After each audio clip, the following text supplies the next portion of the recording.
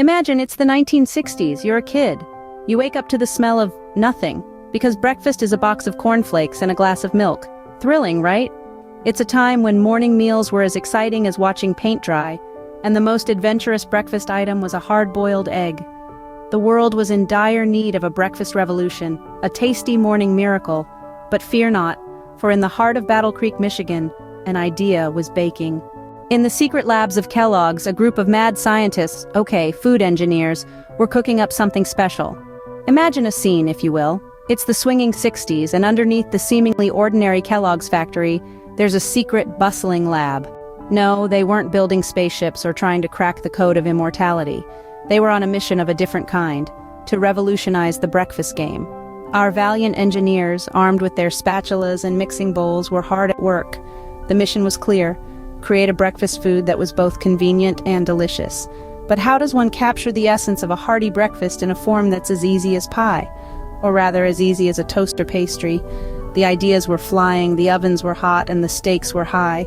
They tried everything from breakfast burritos in a bar to pancake popsicles, but nothing quite hit the mark. The world was not yet ready for bacon and eggs and a stick. Then, in a moment of divine culinary inspiration, one brave engineer proposed the unthinkable. What if we put the fruit inside the pastry? The room fell silent. The idea was so simple, so elegant. Why hadn't anyone thought of that before? They got to work immediately. The dough was rolled, the jam was spread, and into the oven they went. The aroma of baking pastries filled the lab, making even the sternest of scientists' stomachs rumble with anticipation. When the oven timer finally dinged, out came the first batch of what we now know as Pop-Tarts. They were golden and flaky, with a hint of sweet fruit jam peeking from the sides. The engineers looked at their creation, their hearts filled with pride. They had done it. They had created the perfect breakfast pastry. They popped a tart into the toaster, waited for the magic to happen, and then, with bated breath, took their first bite. It was an explosion of flavors. The buttery pastry, the sweet jam, it was everything they had hoped for and more. And thus, in a cloud of flour and a hail of sprinkles, the Pop-Tart was born. In no time, these sugar-filled pockets of joy were flying off the shelves faster than a rocket-powered toaster. It was like people had been waiting their whole lives for a breakfast that could be eaten on the go, or perhaps they were simply bewitched by the idea of a pastry that could double as a dessert. Suddenly, every home had a stash of Pop-Tarts in their pantry.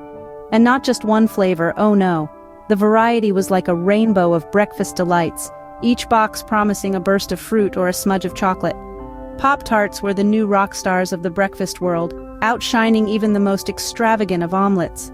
These toaster pastries became such a phenomenon that they transcended breakfast.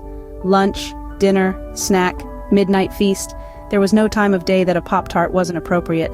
And why not?